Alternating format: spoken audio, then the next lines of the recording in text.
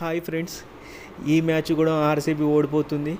ఏం చేద్దాం, 183 పరుగులు కొట్టిన తర్వాత కూడా వాళ్ళకు గెలవలేకపోతుర్రంటే ఎంత దురదృష్టం. వాళ్ళు 183ని 17 ఓవర్లలో కొట్టేసిర్రు, మిగతా 7 వికెట్లకి. అసలు ఈసారి కప్పు కాదు కదా, ఏసారి కప్పు వచ్చేటట్లేదు నాకు తెలిసి ఆర్సీబీకి. కింగ్ కోహ్లీ ప్రతి మ్యాచ్లో ఆడుతున్నాడు. ఈ మ్యాచ్లో కూడా 83 పరుగులు కొట్టాడు. అయినా కానీ ఏం లాభం, ఒక్కడే ఆడుతున్నాడు, మిగతా వాళ్ళంతా సపోర్టింగ్ లేరు. ఇక ప్రతి మ్యాచ్లో కింగ్ కోహ్లీ ఆడాలి, కింగ్ కోహ్లీ బ్యాటింగ్ ఆడాలి, బౌలింగ్ చేయాలి, కీపింగ్ చేయాలి, ఫీల్డింగ్ చేయాలంటే కష్టమే కదా.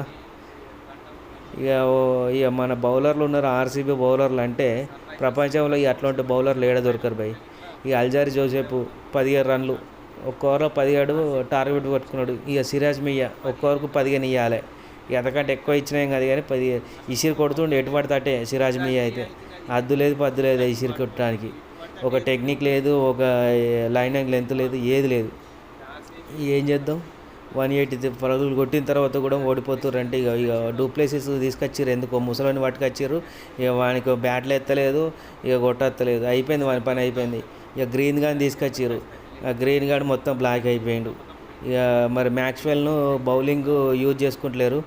సో ఏం చేద్దాం, ఎట్లా ఓడిపోతుంది కదా. ఇక టీవీ ఆఫ్ చేస్తున్నా. Bye. Hi friends, please subscribe my channel, share and like.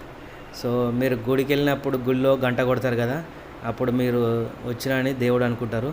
So మీరు ఇక్కడ గంట కొడితే నా నోటిఫికేషన్ మీకు వస్తాయి.